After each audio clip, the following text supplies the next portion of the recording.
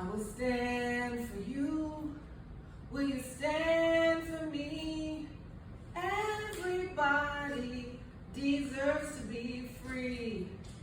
How do we move from one place to another? Where are we allowed to live? In the 1960s, Berkeley has a racial dividing line, MLK, but at the time it's not called Martin Luther King Jr. Way, no, it's Grove Street. In the 1960s, black people can walk on Shattuck and we can shop on Shattuck, but up through the 60s, realtors and lenders keep black homeowners from buying east of Grove Street or in most of North Berkeley. How do we move from one place to another? Where are we allowed to live? In the 1960s, Bay Area Rapid Transit, BART, proposes to build a subway. An elevated track will run along Grove Street from North Oakland and all across Berkeley. In 1968, Mabel Mama Howard, a community organizer in South Berkeley, sues BART. She argues that an above-ground track will permanently reinforce racial division in Berkeley. She wins her lawsuit, and that's why BART goes underground at Alcatraz. Everybody deserves to be free.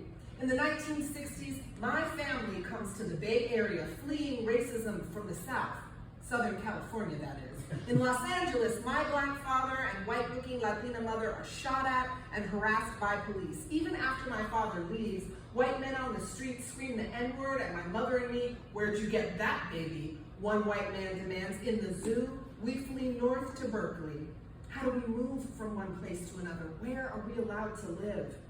By the 1980s, my family has put down roots in Berkeley, and I am that lefty kid. Vigils with anti-nuclear signs at Oxford and Addison, marching in San Francisco against war, for racial justice, for LGBT and women's rights. In the 1980s, I hear someone say, Palestine, for the first time. Radical Jews opposing the occupation in the Jewish social justice tradition say Palestine. Heaven help the boy who won't reach 21. Heaven help the man who gave that boy a gun. Heaven help the olives when the bombs begin to fall. Heaven help us all. In the 1980s, I get my first above-the-table job at Berkeley Day Camp. The government takes money out of my check, and I go from being a settler to being a colonizer. Because some of the wages I make leading Berkeley kids to hike in Tilden, swim in Lake Anza, and fish at the Berkeley Marina go to buy weapons that will kill children in Palestine. How do we move from one place to another? Where are we allowed to live? When I leave Berkeley in the 80s for college, I studied history. I learned that the state of Israel was created as a Jewish homeland by white world leaders who didn't want Jewish refugees. Jewish migration to Israel-Palestine expanded significantly during and after Nazism. The U.S. positions itself as Israel's friend. But in reality, Israel is doing our imperialist dirty work in the Middle East, supporting our empire, our military strategy, enabling our access to natural resources. In Berkeley, BART goes underground throughout the center of the city and doesn't come up till West Branch. Berkeley has no dividing line. In Palestine, Israel builds a military wall, 440 miles long, fortified with weapons, checkpoints, settlements, and occupation troops. How do we move from one place to another? Where are we allowed to live?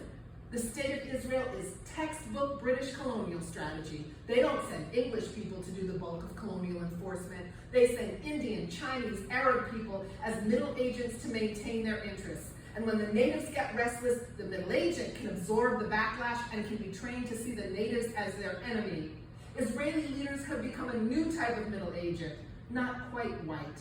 Jews are ethnic enough to be targets of rising white nationalism, but right-wing Israeli leaders are white enough to implement extremist racist policies on their home turf. How do we move from one place to another? Where are we allowed to live? And as a black woman, I will stand with all the Jewish peace activists who believe Jews deserve a place to live in safety and have been shouting for decades that this occupation is not the way, this war is not the way, this genocide is not the way. Heaven help us all. Heaven help us all. Palestinian writer Susan Abu Khawa says they built over the graves of our ancestors, but we know and only we can tell her native stories.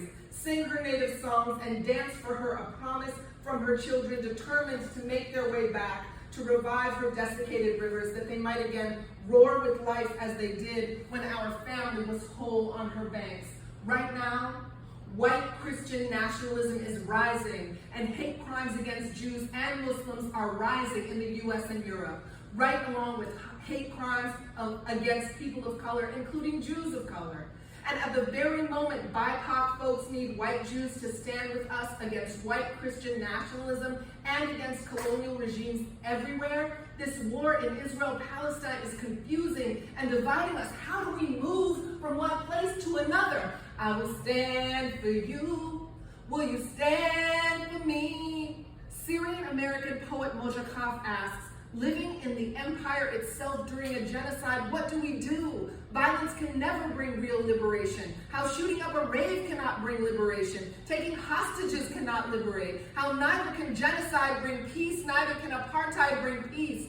During genocide, we dissent. Non-violently, we dissent. During a massacre, we dissent. My great-grandfather fled South Carolina to escape lynching. My mother and I fled Los Angeles to escape racism. Where can the people of Gaza escape to? How do we move from one place to another? Where are we allowed to live? Are we allowed to live? Allowed to live? Heaven help the people with their backs against the wall. We dissent. We dissent. We demand a permanent ceasefire now. No more prisoners of war. End the siege of Gaza. End the occupation. Both peoples deserve safety, freedom, and equality, not for one at the expense of the other. No dehumanizing of anyone. Heaven help us. Oh, here on Ohlone land, I am a settler. In Palestine, my U.S. tax dollars make me a colonizer. We are funding this occupation. We can stop this occupation. In the 1960s, Mabel Mama Howard teaches South Berkeley to push back against dividing lines, take down border walls. We fight for everyone to move freely, for all people to be allowed to live. These are our bonds. These are our taxes. We dissent. Call your representatives in Congress, take to the streets, march, vote, organize. This is our fight. This is everyone's fight. I will stand for you. Will you stand for me? Everybody deserves to be free.